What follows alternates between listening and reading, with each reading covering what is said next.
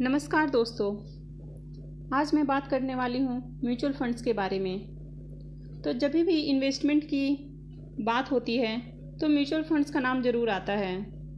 अब अगर आपको म्यूचुअल फंड में इन्वेस्ट करना है तो आपको कितने म्यूचुअल फंड में अपने पैसे को इन्वेस्ट करना चाहिए ताकि आपको अच्छा रिटर्न मिले। तो चलिए इसे हम समझने की कोशिश करते हैं।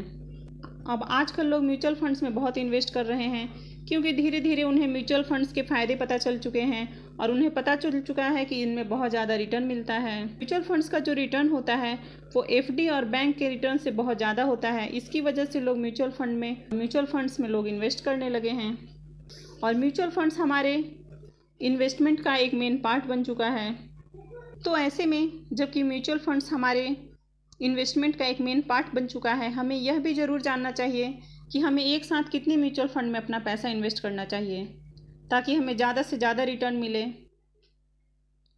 तो म्यूचुअल फंड्स भी आपके पोर्टफोलियो को डाइवर्सिफाई कर सकता है क्योंकि म्यूचुअल फंड्स में बहुत सारी कैटेगरी होती हैं, बहुत सारे फंड होते हैं जिनमें हम इन्वेस्ट कर सकते हैं और अपने पैसे को डाइवर्सिफाई कर सकते हैं। इसके अलावा म्यूचुअल फंड्स में आप जब भी पैसे इन्वेस्ट करें तो आपको ये भी ध्यान रखना चाहिए कि आप उसे शॉर्ट टर्म के लिए इन्वेस्ट कर रहे हैं या फिर लॉन्ग टर्म के लिए। हमारा गोल भी पहले से ज़रूर निश्चित होना चाहिए, तभी हम अच्छे से पैसे को इन्वेस्ट कर सकते हैं। अब जैसा कि आपने सुन रखा है, mutual funds are subject to market risk. अगर मान लीजिए कि हम अपने पूरे पैसे इक्विटी म्यूचुअल फंड्स में डाल देते हैं तो ऐसे में क्या होगा? तो ऐसे में जब शेयर मार्केट क्रैश होगा या शेयर मार्केट में करेक्शन आएगा तो हमारा जो रिटर्न होगा वो भी हमें डाउन देखने को मिलेगा, हमारा जो रिटर्न है वो हमें कम देखने को मिलेगा। और अगर शेयर मार्केट ऊपर जाता है तो फिर हमें अच्छा रिटर्न देखने को मिलेगा। तो इसलिए अगर मान लीजिए कि शेयर मार्केट में करेक्शन आ जाती है तो हमारा जो रिटर्न है वो कम हो जाता है। तो इसके लिए बहुत ज़रूरी है कि हम अपने म्यूचुअल फंड्स को डाइवर्सिफाई करें। इसमें अलग अलग तरह के म्यूचुअल फंड्स होते हैं। तो चलिए हम आपको दिखाते हैं ग्रो ऐप पर कि अलग अलग सेक्टर के कौन से वे म्यूचुअल फंड हैं जिनमें हमें इन्वेस्ट करना चाहिए। तो हम आ गए हैं सबसे पहले ग्रो ऐप पर। इसमें देखिए नीचे में म्यूचुअल फंड्स का ऑप्शन दिख रहा है, इस पर हम क्लिक करते हैं। इसके बाद हम इसे स्क्रॉल करके नीचे जाते हैं तो यहाँ पर देखिए ऑल म्यूचुअल फंड्स लिखा हुआ है, यहाँ पर हम क्लिक करते हैं। यहाँ पर देखिए आपको फिल्टर एंड सॉर्ट दिख रहा है, इसमें देखिए आपको कैटेगरी दी हुई है। अब जब हम कैटेगरी पर क्लिक करते हैं तो यहाँ पर देखिए जो म्यूचुअल फंड्स के कैटेगरी होते हैं वो हमें देखने को मिल रहे हैं। यहाँ पर है debt schemes, equity schemes, hybrid schemes, other schemes, solution oriented schemes. इस तरह अलग अलग तरह के म्यूचुअल फंड्स होते हैं। तो हमें कभी भी किसी एक म्यूचुअल फंड्स में अपने पैसे को इन्वेस्ट नहीं करना है। हम अपने पैसे को यदि म्यूचुअल फंड्स में इन्वेस्ट कर ही रहे हैं तो यहाँ भी हमें 2-3 कैटेगरी में इन्वेस्ट तो ज़रूर करना चाहिए। और उसमें भी है, जैसे मान लीजिए हम अपने कुछ पैसे डेट स्कीम में रखते हैं तो यहाँ पर डेट में भी बहुत सारे फंड होते हैं। कुछ बैंकिंग पीयूसीयू होते हैं, कुछ कॉरपोरेट बॉन्ड होते हैं, कुछ क्रेडिट रिस्क होते हैं, डायनामिक बॉन्ड होते हैं। इस तरह यहाँ पर बहुत सारी कैटेगरी हैं। तो हम इनमें से जिसको भी चाहें चुन सकते हैं और हमें ये कोशिश करनी चाहिए कि हम कम रिस्क वाले ही बॉन्ड को चुनें। यदि आप रिस्क लेने में सक्षम हैं तो आप ज़्यादा रिस्क वाले फंड को भी चुन सकते हैं, क्योंकि जहाँ रिस्क ज़्यादा होता है तो समटाइम्स वहाँ पर रिटर्न्स भी बहुत ज़्यादा देखने को मिलता है। तो ये आप पर डिपेंड करता है कि आप किस तरह के म्यूचुअल फंड्स में इन्वेस्ट करना चाहते हैं। इसके अलावा अब हम यदि फिर से कैटेगरी पर आते हैं, यहाँ पर देखिए इसके नीचे डेट स्कीम्स के नीचे में हमें इक्विटी स्कीम्स दिख रही है। अब हम इस पर क्लिक करते हैं तो यहाँ पर भी देखिए बहुत सारे हमें स्कीम्स देखने को मिलते हैं, जैसे है कॉन्ट्रा है, डिविडेंड यील्ड है, ईएलएसएस, फ्लैक्सी कैप है, फोकस्ड है, large and mid cap fund है, लार्ज कैप है, मिड कैप, मल्टी कैप। इसके अलावा बहुत सारे फंड्स हैं इसमें भी। तो इसमें आपको किस में इन्वेस्ट करना है? तो जैसे आप यदि इन्वेस्ट कर रहे हैं तो म्यूचुअल फंड्स में आपको पूरे के पूरे लार्ज कैप म्यूचुअल फंड्स में पैसे नहीं डाल देने हैं, क्योंकि जब लार्ज कैप सेक्टर उतना ज़्यादा ग्रो नहीं करेगा तो आपका म्यूचुअल फंड्स का जो पैसा है उसमें भी उतना अच्छा रिटर्न नहीं आएगा। तो इसलिए आप कोशिश कीजिए कि आप अपने पैसे को डाइवर्सिफाई कीजिए।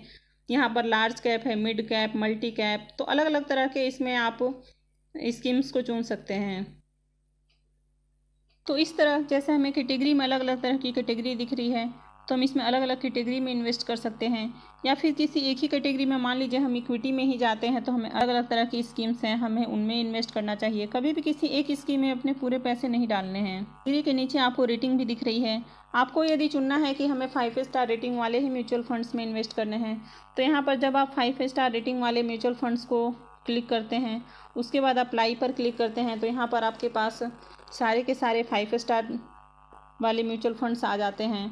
पर यहाँ भी आपको ध्यान रखना है, यहाँ पर देखिए अलग अलग तरह के म्यूचुअल फंड्स आ रहे हैं। सारे के सारे म्यूचुअल फंड्स किसी एक कैटेगरी के नहीं हैं। तो अगर आपको 5 स्टार में भी अलग अलग कैटेगरी चाहिए, तो यहाँ पर बहुत सारे ऑप्शन हैं आपके पास, आप उनमें इन्वेस्ट कर सकते हैं अपने पैसे को। अब यहाँ पर आपको इन्वेस्ट करते समय एक चीज़ का और ध्यान रखना होगा कि कभी भी जब आप म्यूचुअल फंड में इन्वेस्ट करते हैं, तो आपको उसके टाइम ड्यूरेशन का भी ध्यान रखना चाहिए कि आप उस म्यूचुअल फंड्स को कितने टाइम के लिए होल्ड करना चाहते हैं। अगर आप म्यूचुअल फंड में इन्वेस्ट कर रहे हैं, 2-3 बातों का और ध्यान रखना चाहिए कि आप म्यूचुअल फंड्स में क्यों इन्वेस्ट कर रहे हैं, आपका गोल क्या है, उसके बाद आप इसे कितने टाइम के लिए होल्ड करके रखना चाहते हैं, आप इसे शॉर्ट टर्म के लिए इन्वेस्ट कर रहे हैं या फिर आपका गोल लॉन्ग टर्म का है। तो ज़्यादा से ज़्यादा हमें ये कोशिश करनी चाहिए कि म्यूचुअल फंड्स में हम जब भी इन्वेस्ट करें, तो हमें लॉन्ग टर्म के लिए होल्ड करना चाहिए, क्योंकि लॉन्ग टर्म में हमारा पैसा जो होता है उसमें हमें बहुत अच्छा रिटर्न मिलता है।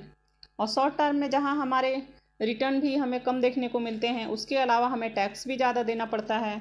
अब जहाँ पर हमें शॉर्ट टर्म गेन पर 15% का टैक्स देना पड़ता है, वहीं लॉन्ग टर्म गेन यानी कि 1 साल के बाद आप म्यूचुअल फंड्स को बेचते हैं, तो उसमें आपको 10% टैक्स लगता है। तो यहाँ पर देखिए लॉन्ग टर्म में हमें टैक्स भी कम देना पड़ता है।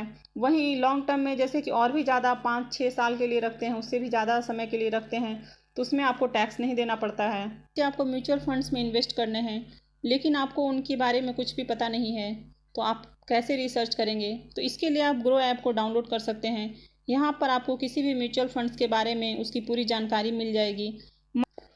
अब मान लीजिए कि हम इसमें से किसी एक म्यूचुअल फंड्स पर क्लिक करते हैं और उसके बारे में कुछ रिसर्च करने की कोशिश करते हैं। तो चलिए, हमने यहाँ पर चुना है एक्सिस स्मॉल कैप फंड को। अब ये देखिए यहाँ पर खुल गया है। अब यहाँ पर हम इसके रिटर्न को चेक कर सकते हैं कि 1 मंथ में इसका रिटर्न देखिए, जैसे कि मैंने पहले ही बताया, देखिए 1 मंथ में इसका रिटर्न देखिए कितना डाउन देखने को हमें मिल रहा है। हमें इसका रिटर्न 4.10% देखने को मिल रहा है। तो ऐसा होता है कि शॉर्ट टर्म में हमें रिटर्न बहुत कम देखने को मिलता है।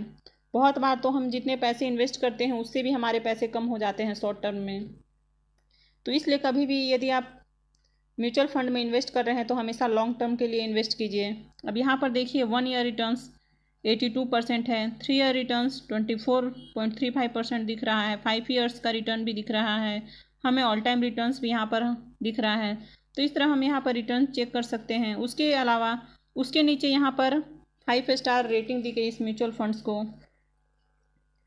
इस म्यूचुअल फंड का यहाँ पर प्रोस एंड कॉन्स भी दिया हुआ है। उसके बाद इसके नीचे है एक ऑप्शन रिटर्न कैलकुलेटर का। यहाँ पर आप चेक कर सकते हैं कि आप कितने पैसे इन्वेस्ट करते हैं तो आपको कितना रिटर्न मिलेगा। तो यहाँ पर आपको अमाउंट डालना है और उसका ईयर सिलेक्ट करना है। उसके बाद आपको रिटर्न दिखाता है कि कितना आपका रिटर्न बनेगा यहाँ पर। उसके अलावा यहाँ पर पेयर कंपैरिजन भी है, तो इस पर आप क्लिक करते हैं तो आप जिस कैटेगरी का ये म्यूचुअल फंड्स है, उस कैटेगरी के और भी जो म्यूचुअल फंड्स है उनका यहाँ पर दिखता है कि और म्यूचुअल फंड्स इसी कैटेगरी के हैं, उनकी रेटिंग क्या है, उनका रिटर्न कितना है। तो कंपैरिजन यहाँ पर देखने को मिल जाता है। अब यहाँ पर देखिए एक्सपेंस रेशियो एग्जिट लो, इसका भी एक ऑप्शन है यहाँ पर। इस पर आप क्लिक करते हैं तो आपको पता चल जाता है कि इसका क्या एक्सपेंस रेशियो है। इसके अलावा और भी इसमें डिटेल्स दी हुई है। इसके नीचे आते हैं तो हमें होल्डिंग्स दिखती है, इस पर हम क्लिक करते हैं तो हमें पता चलता है कि इस म्यूचुअल फंड्स ने किन किन कंपनियों में अपना पैसा इन्वेस्ट किया है, कि इस म्यूचुअल फंड ने किन किन कंपनियों में अपना पैसा इन्वेस्ट किया है। अब उसके नीचे है कि मिनिमम इन्वेस्टमेंट अमाउंट, तो यहाँ पर मिनिमम इन्वेस्टमेंट अमाउंट का भी ऑप्शन है कि यहाँ पर लिखा हुआ कि आप कितने पैसे से अपनी इन्वेस्टमेंट शुरू कर सकते हैं। उसके अलावा other plans of same funds, यहाँ पर ये भी है, आपको इसी तरह के सेम फंड्स आपको देखने को मिलेंगे। फिर है, अगर आप फंड मैनेजमेंट के बारे में जानना चाहते हैं तो यहाँ पर देखिए आपको फंड मैनेजर की जानकारी हो जाती है।